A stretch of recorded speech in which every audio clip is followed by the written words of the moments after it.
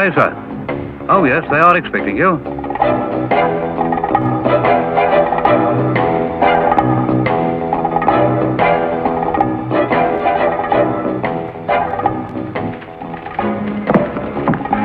But you've arrived. Would you like to come along with me, please?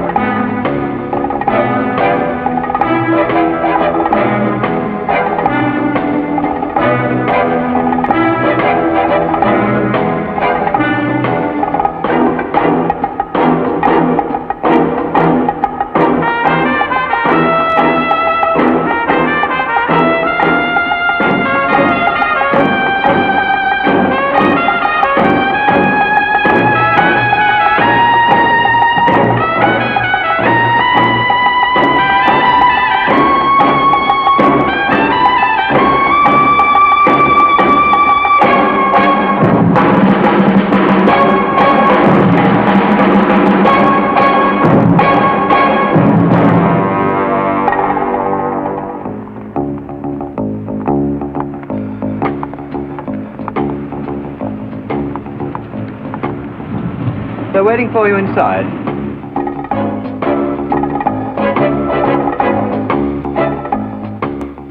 Ah, good. Hello. Now, we've asked you along here because we want to tell you the P6 story.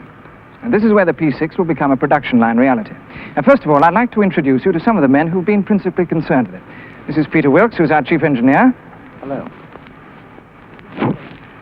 Mr. Bache, who's head of styling. And Mr. Bashford, who's in charge of the design office. In fact, all of these men have been concerned with the P6 for some 3 years now. Mr. Goronsky, who's our project engineer, Mr. Poppy, who is director of planning. In fact, this P6 project has occupied our best minds for, well, some 3 years. And also tied up literally millions of pounds of capital. And this is where it will come to life.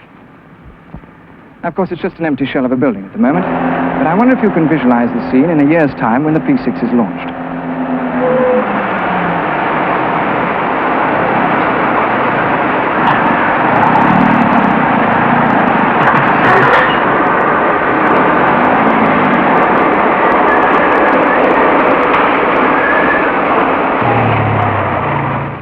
Here's engineering geared to the years ahead.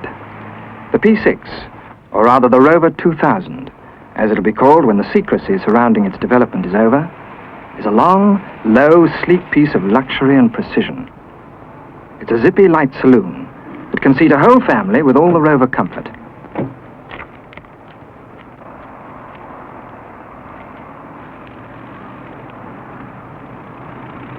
You know, the go-ahead sort of people for whom this car was tailor-made. Modern-minded people who are used to quality engineering. Discerning people with a bit of dash, who are really going places.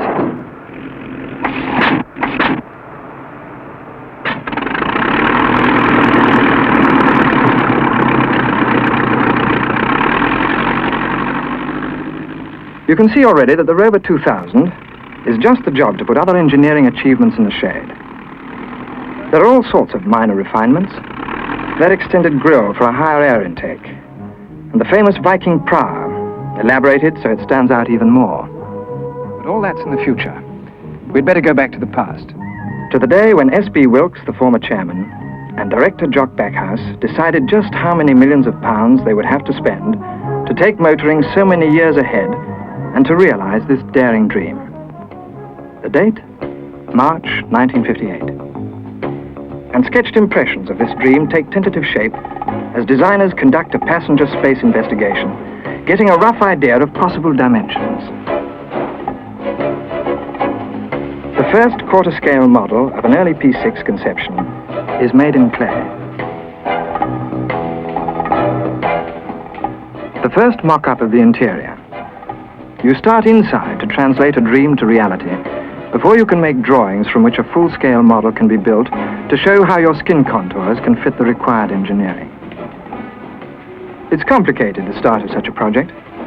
It gets simpler later, only if you know exactly what it is that you're basically aiming at from the beginning.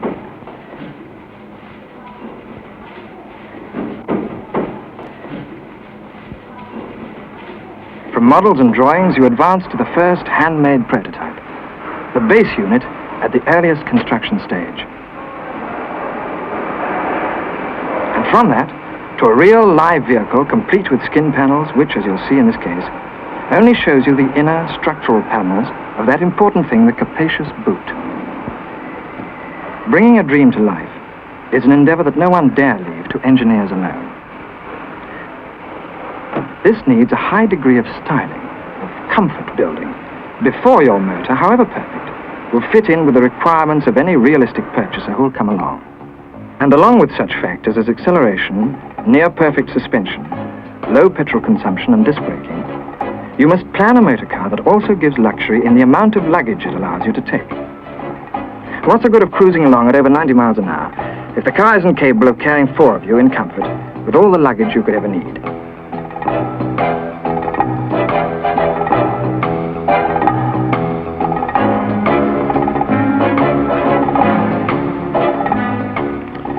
In the styling department, they built a 3/8 scale model for a better appraisal of final finished details.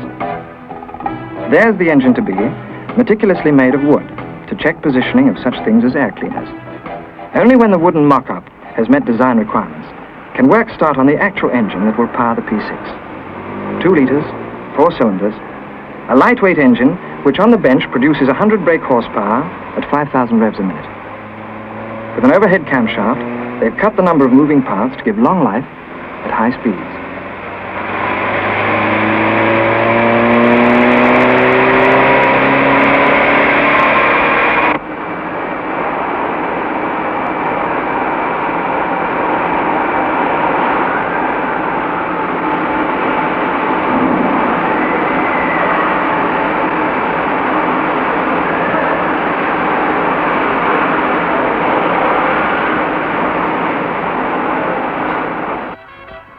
Now, in strict secrecy, the first prototype is tested on the private Rover test track at the Solihull factory.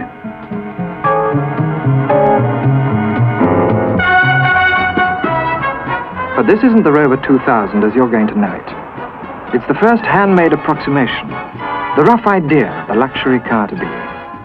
There will be 2.5 years of refinement, rethinking, and rebuilding before this, the final engineering prototype, goes out with it on the track.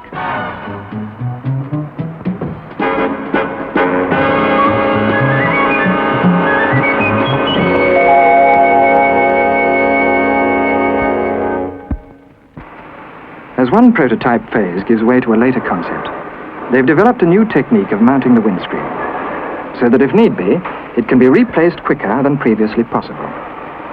2.5 years of detailed thinking produced scores of such subtle innovations which transformed the original to this.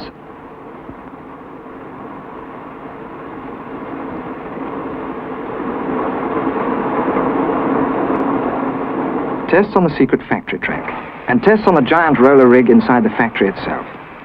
Drums give a simulated road surface which can be adjusted to alter road conditions. They seem endless, the tests to which you submit your evolving motor car when you're planning for safety and comfort and top performance and looking years ahead.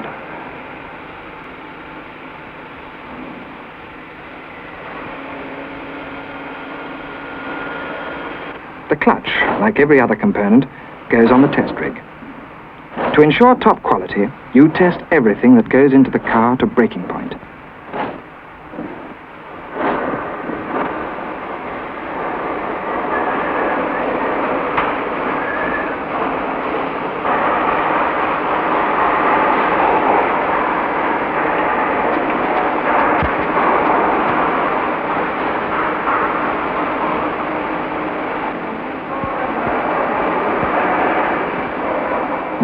Bearings and springs, disc brakes and window winders.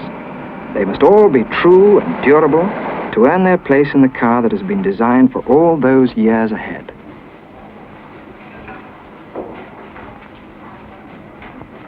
The dream now is real and tangible. The project is well underway, but still there are decisions that only the man at the top can make. A.B. Smith and A.J. Worcester.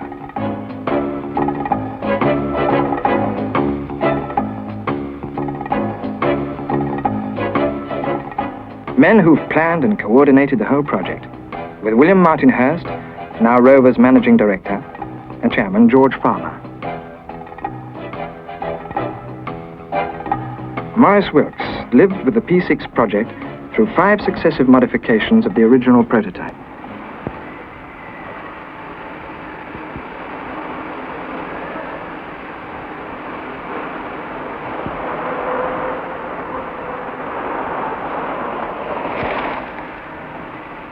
Brian Sylvester, the Rover research chief, tells me that this suspension rig, the plumber's nightmare as they call it, has knocked pounds off the price of such a quality car simply by telling them in advance what they need for the superb performance they demand. It's the Rover way of eliminating so much costly trial and error guesswork. It's the same with this roller rig, checking the De Dion back axle, which gives you a backseat ride completely unparalleled.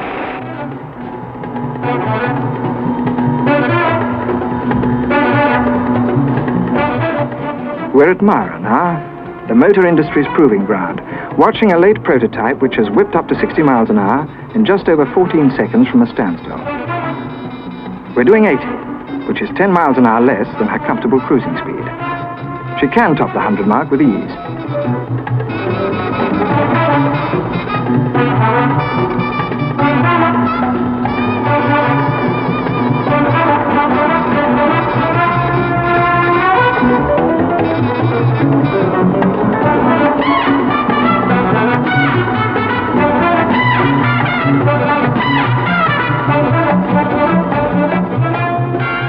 The chief reason we've come to Myra is to see the 2000's 4-wheel disc brakes in operation. Brakes unique in this class of car. Well, that's what we came to see. And you'll notice those disc brakes are inboard at the rear as just another cunning way they've found of reducing unsprung weight.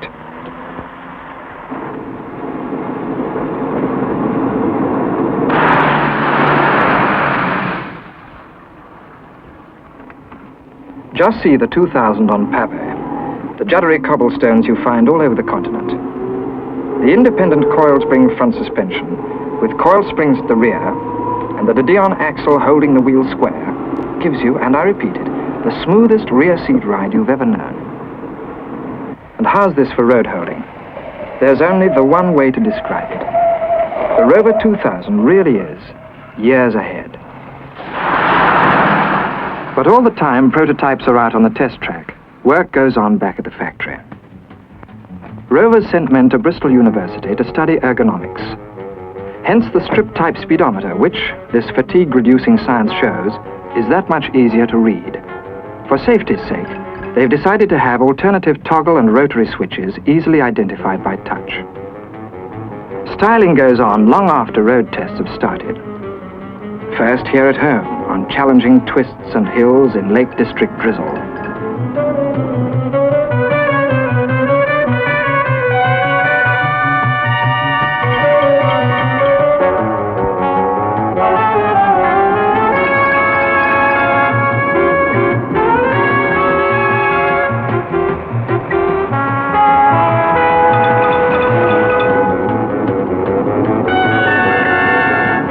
A built-in anti-nosedive linkage keeps the car level even during braking.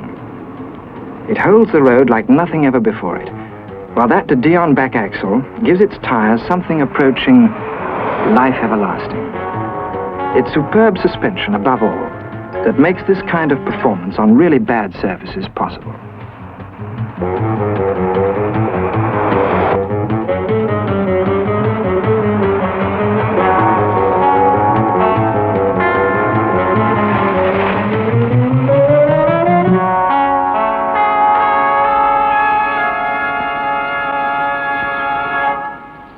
It's still cloak and dagger stuff, for this is 1961. You won't find the Rover insignia on it, and people who see this car of tomorrow in action are craning their necks, wondering what new Continental model it is. That cryptic embellishment is part of the bluff.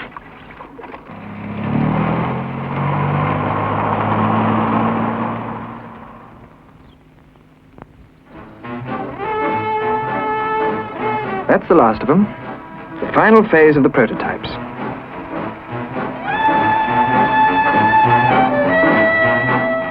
After phase 1, the P6 acquires 2 more headlamps. Phase 3 gives a bigger air intake with sighting points on the front wings. Phase 4 brings in stainless steel window frames, and then there's bonnet shaping for engineering reasons and for style. Still, the research work isn't finished. Experiments in electrostatic paint spraying for the skin panels proceed alongside the other trials and tests.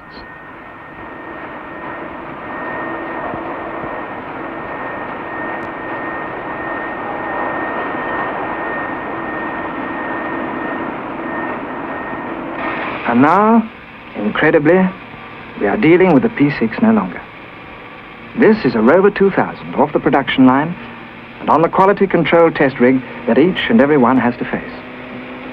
And before you consider the intricacies of the production line, look at the new seats. A third the weight of any existing ones. A factor that makes £20 saving. And injection-molded glove lockers, softly padded.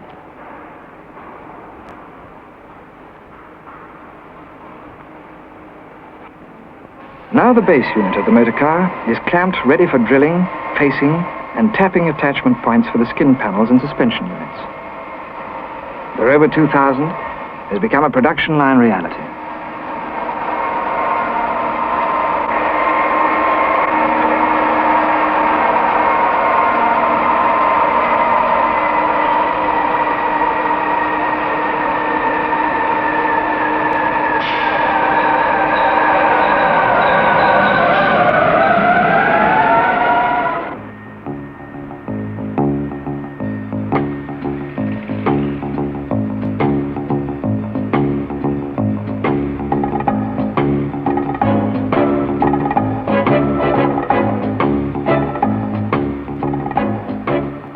In the brand new paint shop, the whole base unit goes into the paint dip. No spray painting here. The whole unit is submerged. A rare new measure in the fight that at last has conquered rust. Afterwards, it'll simply be tipped to drain. It'll only be 8, 10, 12 years after you've bought your Rover 2000 that you'll even recognize this years ahead benefit, the difference that a process like this makes to a motor car. It's a car with a long, long life ahead.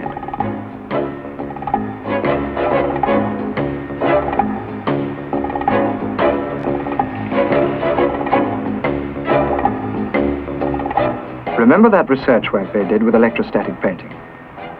Now every skin panel is sprayed like this. Before waiting for the base unit it will join, to be lowered, having first been underbody sealed, to the assembly line.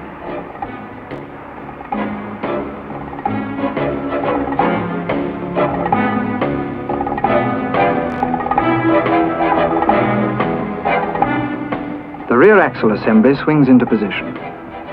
That shell of a new building just built, where 15 minutes ago we first met the key men concerned, is now a busy, humming, scientific, highly organized concern. A production line conceived and planned and put into operation on principles which make every other production line in existence look a generation out of date.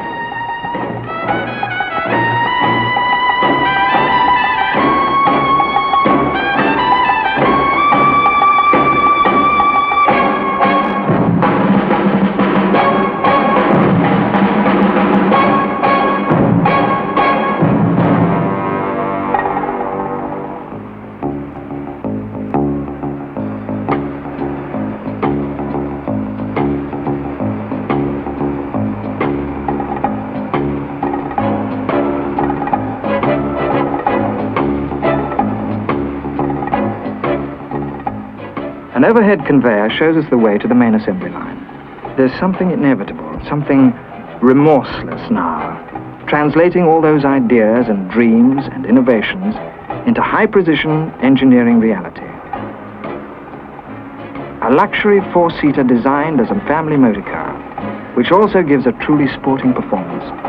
A car as economical as it is luxurious is on its way to you, at a price that could never have been realized without the production line planning and the originality based on sound experience which has been pumped into this project through the development years.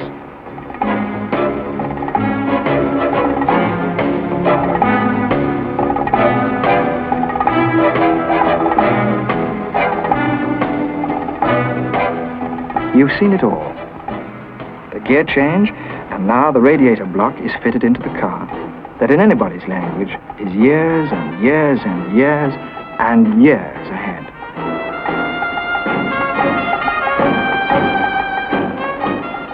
Ever fumbled with a screwdriver to fix a fuse? Gadgets like this cut down working man hours and ensure efficiency.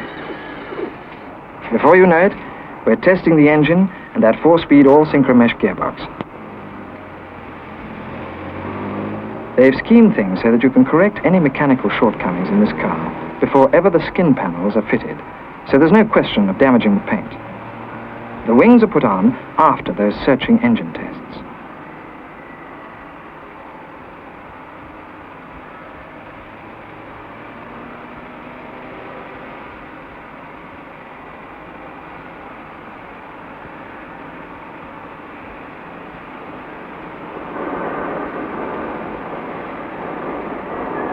It's only a detail, but look at that trim. Here really is high-bound luxury. That furnishing will be splendid and crisp when you're too old to enjoy the Rover 2000 to the full.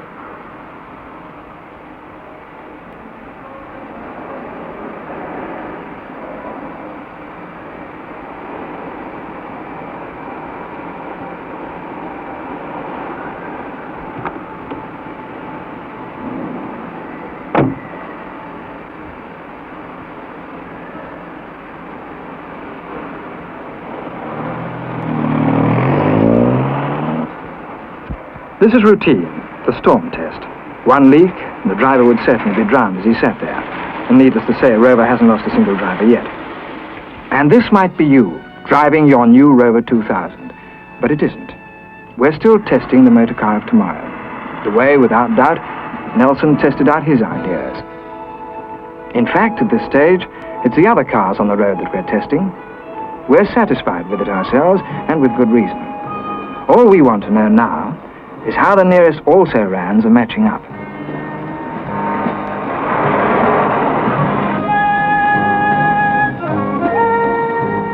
Don't let me say another word. I'm unconnected with Rovers, but I must admit, I'm prejudiced. You judge the 2000 and the other cars you'll meet in 5,000 miles of continental travel, from Brussels, through Holland, and on.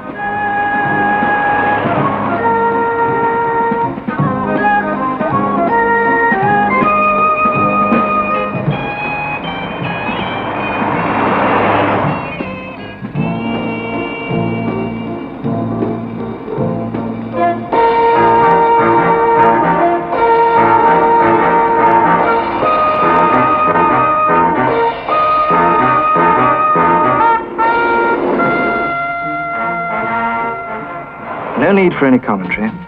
The Rover 2000 speaks for herself in motoring language.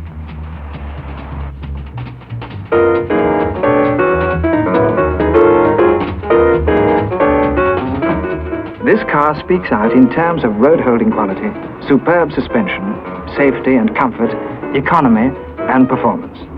And at 50 miles an hour, remember, she does 36 and more miles to the gallon. Her top speed's well over 100, and she cruises at not much less. But forget for a moment her brilliant performance. Just see how lovely she looks in a picture book place like Oberammergau.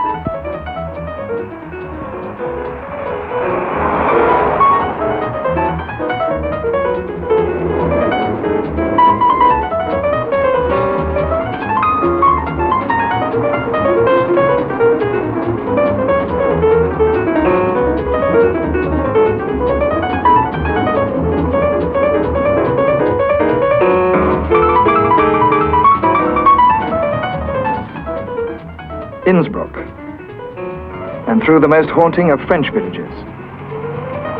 You're looking at tomorrow's luxurious shape of motoring to be.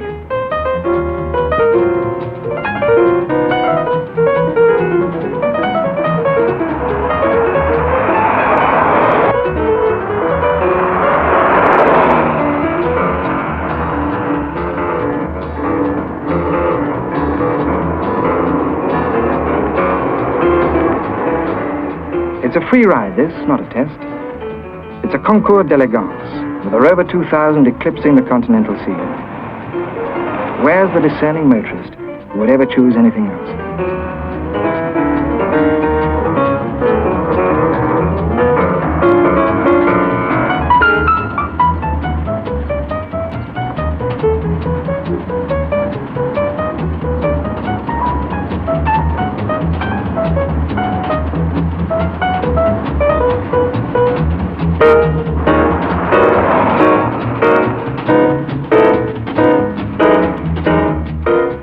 Italy, the country of motor car connoisseurs. Where is a car to touch this dream we once knew as the P6, built with such strength round its base unit body cage, geared for performance, fast, luxurious, and safe? Where's any other car cruising through Florence, with face-level ventilation from a large output heater that becomes a delicious air conditioner at the touch of a switch?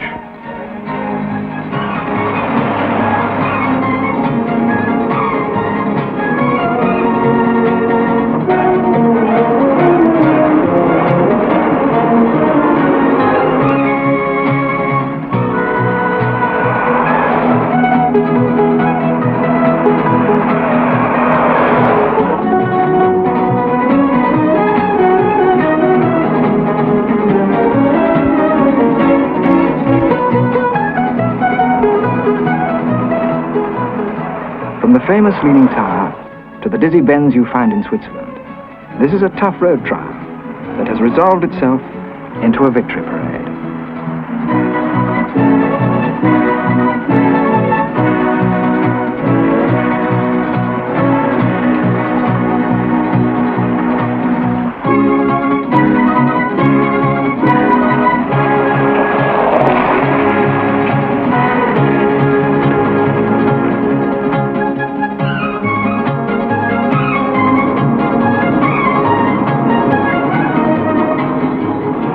It's on roads like this that the all-synchro mesh gearbox and the four-wheel disc brakes make all that difference. It's here where superb suspension turns what could be an ordeal into a delight. It's here where the scenery is unique and the going is really difficult, that the Rover 2000's sleek look and keen performance both really tell. Yet back at home on the M1, you feel the same confidence.